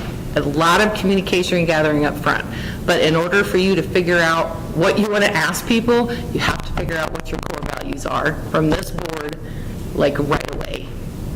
Because even the recommendations from the Jensen Hughes doesn't tell people who you are. So until you guys figure out who you are and what your mission is, you don't know what to ask people. And I don't think there's a solid, based on what I read on the website and a couple things, it's still kind of muddy on who you guys are and what your mission is. So you might have to figure that out pretty solid before you ask people for feedback. That's why, Mr. Chairman, I've offered these specific recommendations here to go along with Paul's idea of A, determine our position, and A, to identify strategic issues to address. So these 10 items here correspond to a lot of what's in Jensen Hughes. The racial profiling board meetings we have on determining suggestions for racial justice. We had a list of 23 specific ones that a group of over 100 people from the community came in to the Urban Prep Academy about 2 years ago, right after George Floyd's murder. And they had We had a people, very good discussion. that's good. They had people from all over the city. So Coming to discuss this. these series of 10 specifically would correspond to the first item here, identify statistic issues. So that number one, these 10 things address number one. They're just offered for discussion, but these are 10 specific items Okay. that have come up over and over again. And if we can start there, then we develop a plan of how it is we go about implementing them and measuring whether we got there. Once we got that, that becomes a strategic plan, and then we go out to the community and say, how well we doing? You get any feedback? That's where it might be helpful, but we have to have, I think, a pretty good idea of what it is we want to accomplish. That's why I offered this, please. And I think it might be helpful, well, if you gave him the entire full list, the full list of what everyone in the community said. Oh, in terms of the 23 items, sure. Yeah. That way you get the, They were ranked in order of importance. Yeah. And I remember, yeah. Let me ask you, so you say community engagement, and you also mentioned gathering information, but by community engagement, you're saying that members of the board would go out for a lot of different in-person meetings? yeah, so instead of having like a meeting where the people come to you, you're going to have to go where the people are. So that means attending other people's board meetings, attending other people's community events. People aren't going to come to you. You're going to have to go where people are and specifically solicit their feedback. A survey is a great way to do that, expecting a very small return rate. I'm sure Jennifer can tell you a lot about city surveys and how low the return rate is when they're trying to get data on anything. But it's still some data. WAMPO can tell you the same thing. So surveys are great, but when you really want to know what people think, you got to go to where the people are. So a big question about that is, are the folks willing to make the extra meetings and go to those, I don't know, meetings or engagements or wherever the people are? Community events and asked to be put on people's agendas. I mean, honestly, going to people's events and finding out in different communities, whether it's Dunbar, Nomar, neighborhood association meetings are literally where it's at. It's not the DAB meetings, it's people's neighborhood association meetings, reaching out to the neighborhood association. And you can go to the city's website. If you go to DAB 2, all the neighborhood association under there. DAB 6, all the neighborhood associations are under there. That's an even better way, because that's the small neighborhoods. That's when you're really getting to where the people are. And so honestly, we're getting into, on the motion that I'm making here, we're getting into part 1B, as to when we're going to meet, where we're going to meet, all that. We need to go back to 1A, right? Which is, and I think that, is that the right? Yeah, I think you're figuring out how to get engagement from the community to gather the data that you need to actually figure out what your tactics are. Because I think Walt's kind of jumping to tactics before figuring out what the community actually needs. We need to identify strategic issues. Right. Not necessarily how we're going to address them. Correct. We need to identify what those issues are, and then we should engage the public in, this is what we think our strategic issues are. What are your thoughts on how they're being addressed and how we can do better? We don't need to try to come to the public and say, this is how we want to address all of our issues yet. Right. Here's some ideas based on Jensen Hughes. Here's some of the ideas, the recommendations, but also what do you think? Yes. Because they'll tell you. So, I guess then, with the comments from last month, changing a couple of things, you know, instead of, it says 4 questions, move it to 3 questions, and then having at least 1 meeting rather than requiring 2 meetings in each city council district. Are there any other changes or reservations about passing this motion to start a written strategic plan, start our process of getting a written strategic plan? everybody know what parts I'm talking about changing there, that on 1B, just above the bold where it says focused on these 4 questions, there's only 3, it should say 3 questions. And then just after that, the first bullet, it says conducting at least 12 community listening meetings, at least 2 meetings in city council, that should be 6 and 1, right?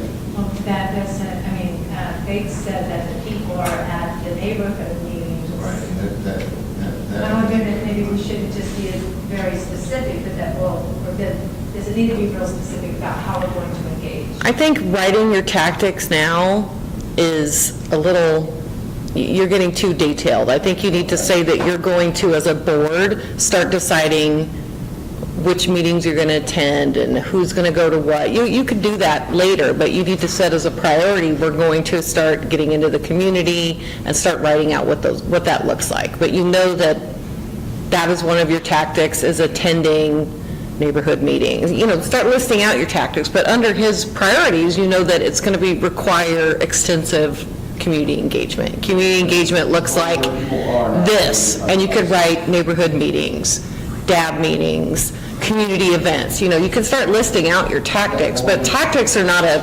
priority, or not a strategy, so. Churches, hair salons, barbershops, all these kind of things. So do you? To do what do we accomplish if we're going out with nothing? We don't have anything. That's after the first item.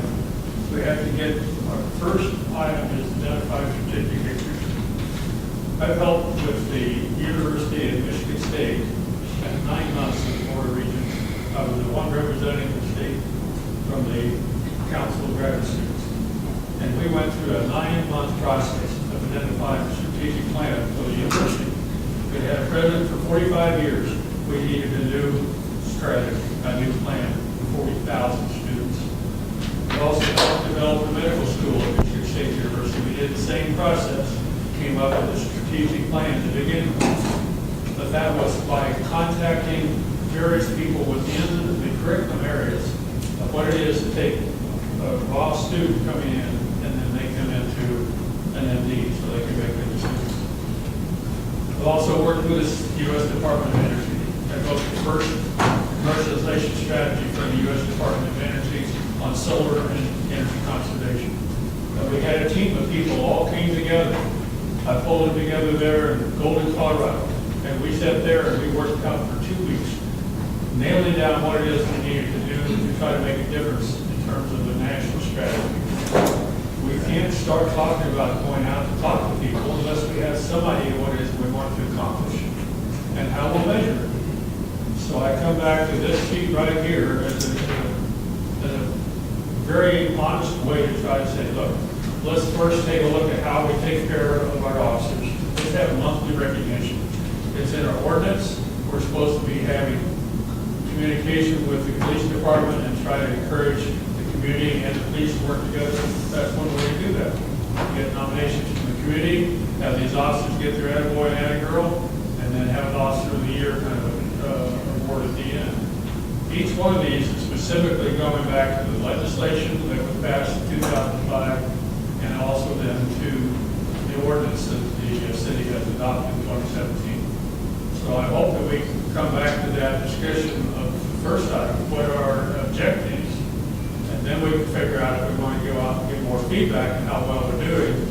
That can be done just as Faith has talked about, by going to where the people are instead of them inviting us, inviting them to come to us. I don't think the suggestion of talking to the people was asking the question of how we're doing. That was not the question. No. That was not the question of how we're doing. We're not asking for feedback on how we're doing to rate us. This is not about a rating. This is to talk to people. Go ahead and say what you. Well, so I think, Walt, you're making an assumption that people know what this board is and how the law functions and what the board is supposed to be doing. I think most people in this community don't know this board exists and that they have an outlet to even make complaints. So I think the purpose of this is to make sure that the ordinance is even functional in the way that it works, to ask them if the Jensen Hughes report or recommendations even scratches an itch for them, and to find out what their issues are, to see if the ordinance needs to be rewritten, if this board may function for them in a way that's supposed to, and then maybe these recommendations may be in alignment with what they're already saying. Now, if I'm wrong in that, that is the way I see a strategic plan functioning for this board when it comes to polling and community engagement. Because we live in this world every day. I would say 99% of Wichitans do not know that. So you're saying ask for feedback, then And you- develop our core values. Well, you should have your core values before you go out, and then you should be using the recommendations as that's your scan, because Jensen Hughes already did your environmental scan. Go out and find out what the community's needs are, using the environmental scan as, hey, here's some recommendations, but what are your actual needs? Here's who we are. Here's what the Jensen Hughes report recommends. Does that mean anything to you? What's going on in your community that this board could do for you? Here's some other recommendations, but what's really going on in your community? Did you know that we exist? It should be an information gathering session from the community, because I bet you they don't know that you even exist. I think you just go out and you ask folks, what issues or concerns do you have? That's right. We have this board that exists, you can tell them who we are, but tell us how you interact with the community. Right. Tell us what you think your needs are. Tell us what kind of an outlet you would like to have to address your own concerns. Right. You gather that information in, and then you use that to chart the course going forward. This is not a strategic plan document at all. That's not what it's for.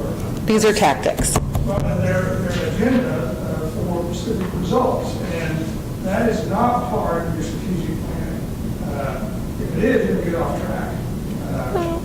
We need to engage the community, and there's several ways to go to the neighborhood groups, I guess, that are going to do it. When you're talking to the police officers, it might be that you should schedule a ride around with an officer, because that's a really good tool. And while you're there at 2 o'clock in the morning, start talking to them, and you're going to maybe, if you get the right officer who wants to talk, you'll learn something. Those are things that you can do that would then give us knowledge. And it's not the entire board going out to do these meetings, because we can't do that, and that's not functional. Legally, it's a problem because of open meetings, it's also a problem because it's 1 or 2 of us going out and gathering data and then reporting back. And that way you can cover a lot more events, a lot more contacts. And so I think that's the process that's part of this, what Paul has suggested about going out and gathering the information to meet with the community to identify what you need to be doing. Because the community has concerns, and they may not be the concerns that we even understand. So Those concerns were identified in the legislation in 2005. They're identified in the ordinance. They're identified in the Jensen Hughes report.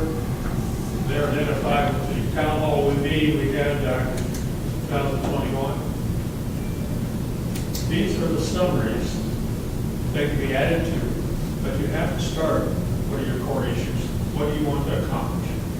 And going out to people and not having any representative way of trying to get the information or summarize it just doesn't make a bit of sense. There's no way that's going to add up to hardly anything. I don't know that I think that we are having a discussion. We're not hearing the same thing. A is before B, that identify strategic issues to address. We are wanting to do that first. Right, that's what this is offered for. Until we have these nailed down, we're not going to be able to go out to anybody. Do we want, and I don't know if it's appropriate, it might not be, to ask the board to vote on, do we want to table all of this for right now and not have it brought up again until we get to the appropriate point in this strategic plan? What is it? What are you talking about? The strategic plan I'm has to first asking start with the objectives. if we want to vote that these are tabled. Well, I just feel like if there was a lot of enthusiasm for these, there would be more conversation and, you're very enthusiastic about these, but I'm not getting the sense that your fellow members are. Let's take time to at least talk about it. If we're going to have interaction with our officers, is there some way for us to recognize it? We're on number 2, we're talking about why is so many officers leaving?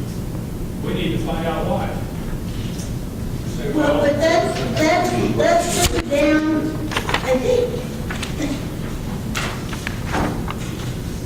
Well, I'm going to take my leave. Thank you. Because my recommendation is to make your priorities and your objectives and tactics are much farther at the end, and I disagree that individual members going out to meetings is violating open records, or open meetings. I think all of you can go to lots of different things, but that is my recommendation. Can't have 5 or 6. Nope, you can all go to different things. I am here if you need me for anything. I've already offered that many times, and I wish you lots of luck. Should the subcommittee reconvene on this based on Faith's feedback? There was a subcommittee on this, or you feel like it's where you want it now for a I'm going to do it again, that'll be fine. Good. We'll take it. Yeah, to take, pare back some of this and then add more to Harrison. Is it okay to invite a community member to that? Like if Faith wanted to or was open to? I should have suggested that. well, you guys, any strategic plan I've ever been involved with, and I've been involved with one via professionally, and I've been involved with one in volunteer groups, and believe me, and as Walt was saying with time, it takes more than a couple of hours to come up with a true strategic plan. And you need goals, objectives, and then this all comes later, you know, but, these are the goals of objectives. well, not really. They are specifics. They are the results you might want to get from it, but that's not what you're going for. And the first thing is, we need, like she says, we need to decide what our board is about. So I guess, rather than a motion regarding the written strategic plan, it should be a motion regarding developing. I'm not saying that this is our strategic plan. But this is a process that we're committing to follow to developing a written strategic plan. That's all this was. Mr. Chair, thank you. From a staff perspective, this is not a legal issue. Just an observation I might make is that you might want to engage the council and managers, stakeholders in concert with what you want to do. Just to involve them in this discussion and keep them apprised. Well, I said that about 3 meetings ago, and that is that we need to hear why the city manager and all of them wanted us, what they see our goal as. Because, you know, it could be that we're making assumptions that are not correct. I'm just saying. First, we're supposed to stop racial profiling. Second, we're supposed to have community outreach. Okay, this is an ordinance. It's in the state statute. So those are the broad. These are more specific. And as we get refining these, we'll have to figure out how it is we're going to implement. That becomes part of the strategic plan. Then if you've got a way to go out and find out from people if you want to get some more input time. We've done a lot of this already. Prior to 2005, prior to the ordinance, prior to the Jensen Hughes report, we've spent $240,000 for that report. Let's use it. Well, the thing is, we need to, Paul's right, we need to do our own strategic plan that would needs a meeting where we're all giving our input, and, I mean, believe, we did a strategic meeting at the state level, and we paid a gentleman that came in, and it took us all day, and we paid him good money to get our strategic plan to a point that we could use it, that we could have it for statewide for the league. And believe me, it was all day, and it was tiring, but it was good when we got done. And then we could look at that strategic plan, and then we could look at how we were going to implement it. So I'm just saying that Paul's right, this is our guideline, this is our first step. We wanted to develop it. Yeah, we need to develop it, and that, to develop I that, really like you said, Sharon, we do have the ordinance that says these things, but we should hear it from the city manager. yeah. Why? Why was the board created? And then we take that as not just the only reason we take that, we take the ordinance, we take ourselves here, and we say, this is our mission, this is why we're here, to develop that 1A. So I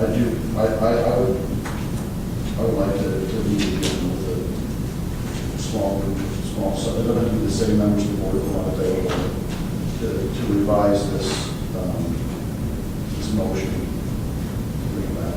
So, whoever wants to help with that, after the meeting here, we can set up a time. We don't do that right here, right? That's not a requirement. Okay. That's good.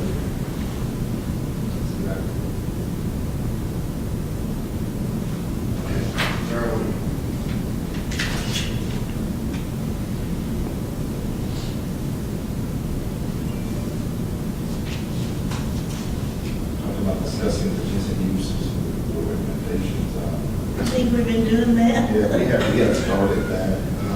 I don't think we will have enough time to get to the executive session today to discuss these cases that we reviewed last week.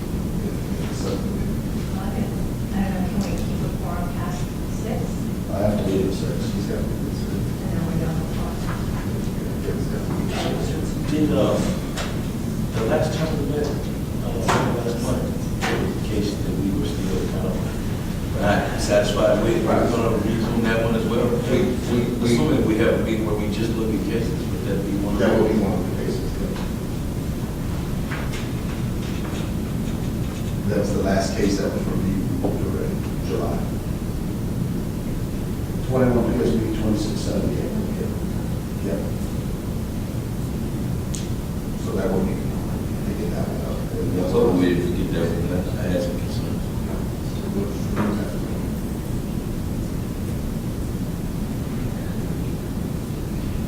And that's the one where we request additional information. We possibly, Right.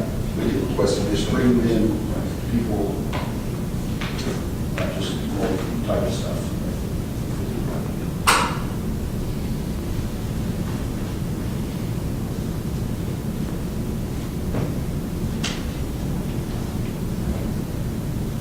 I had planned on discussing those things that we were talking about for the intensive use report.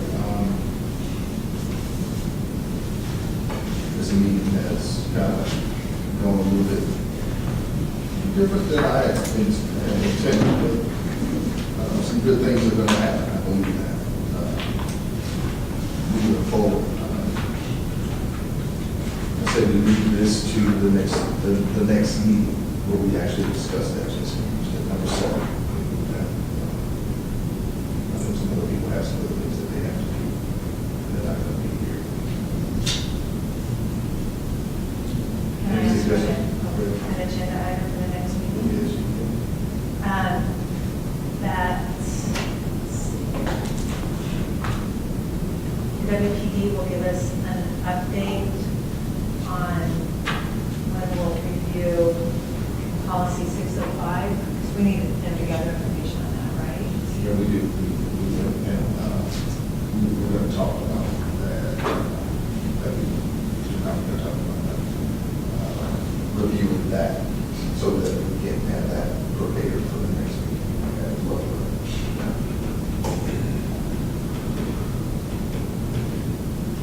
But you're going to invite the chief, all right, to talk about the citation data. You're talking to me? Yes, sir. But you're talking about new business, right, for next agenda? She had an agenda. We just have a question. She had a question about a request for an agenda item. Yeah.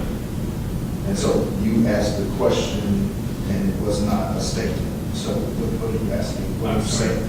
I was trying to follow what I understood you guys were talking about, which is the next meeting. Are we able to ask the chief to show what his strategy will be to reduce the number of disproportionate stops? Okay. Will you please invite him? We will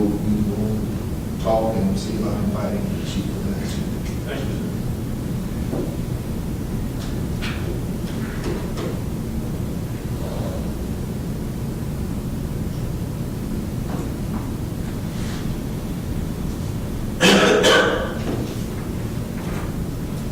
All right.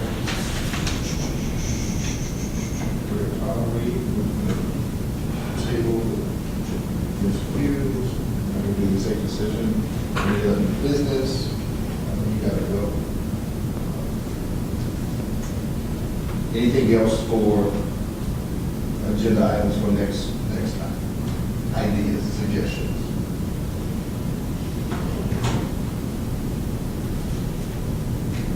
We had a decrease to identify a review of the off-duty work requirements policy. I'm not saying that needs to be the next meeting.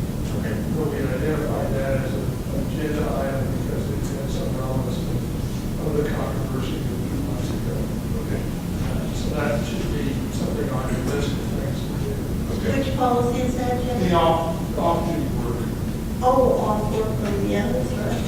And there was a pause for that for a reason. Kevin, so what was it? Well, we talked about that at one point in time, where we paused because it was going to be discussed somewhere else, at another level. And we were waiting for something. I don't remember. I know that, I don't know I why. know that the department was considering reviewing it. Yeah. I had a call, I had a visit with Chief Sullivan on my phone one time after the incident at the roller Right. about that issue. The department has already taken steps to, I believe, in the budget, implement one of the changes, which would be to try to have cameras in off-duty officers. So that, part of that has been going on, but I thought that it made sense for us to review policies as well. You know, we don't have to review policies before they're made. We can, you know, we don't have to wait for the department to do a review. We can do our own review at the city meeting. That was a matter of some public concern and ought to be reviewed. But I know the department is already moving forward with some of the things that we're talking about, like money for off-duty cameras. So, there you go. So, Jay, what was the process in the past for reviewing the repeating policies? I know at one point, like, we had a list, and I think maybe we asked for them to be brought to the CRB, and that's kind of one of the things that's been a challenge is, you know, follow-up items from month to month, don't actually always make it forward. But I seem to recall that we were, of course, you were here, Moses was, but were we going to get a list, or? Travis has sent me in the past, and Captain Nicholson beforehand would send out just a list of the policies up for review that gets circulated. That's one of the things you have. Okay. That's one. Yeah, that's what I was- For the next, you have like the next 9 months with policy reviews. Okay. Now, on that list are a lot of policies that we really don't have any business reviewing. I mean, I've always thought that we should identify policies that we think have some substance with regard to issues that are pending. That can be use of force, it can be off-duty work, it can be racial profiling, it can be, any number of the pursuit policy, for example, are all policies that probably merit a public review as opposed to any number of policies regarding administration. So, It'd be helpful, I guess, for us to determine which policies those would be if we had a list. You said that to me a couple weeks ago, I appreciate it. and remember, the website has a whole bunch of policies on it, except for those sort of unpublished policies that they think are confidential for whatever reason. Most of the policies are, you can still look at the website. It's easier that I have a list that you can, like, decide cooperatively which ones.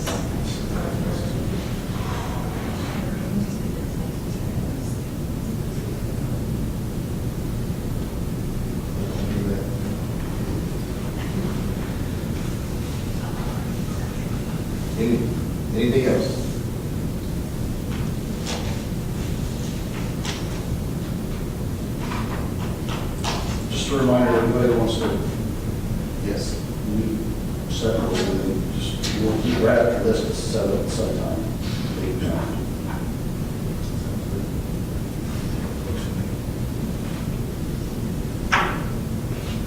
Motion to adjourn.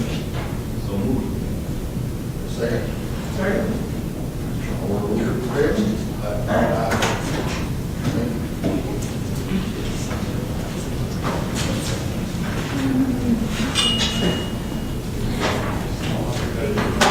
Okay. Kitty? So, Sharon,